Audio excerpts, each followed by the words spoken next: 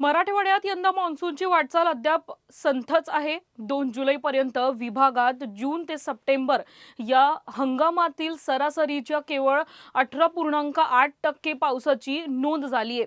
विभागात आतापर्यंत 127.6 मिमी पाऊस झाला असून वार्षिक सरासरी 679 मिमी आहे। जिल्हा निहाय पाहता हिंगोलीमध्ये 152 मिमी तर लातूरमध्ये सर्वात कमी 105 मिमी पावसाची नोंद झालेली आहे।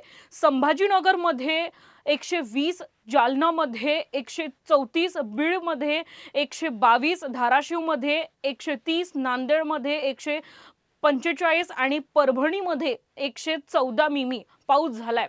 2 जुलै रोजी विभागात एक दिवसात 6.4 मिमी पावसाची नोंद झाली आहे। गेल्या वर्षी याच कालावधीत 143 मिमी पाऊस झाला होता। यामुळे यंदाही पावसाची कमतरता कायम असून खरीप पेरण्यांसाठी शेतकरी दमदार पावसाच्या प्रतीक्षेत आहे।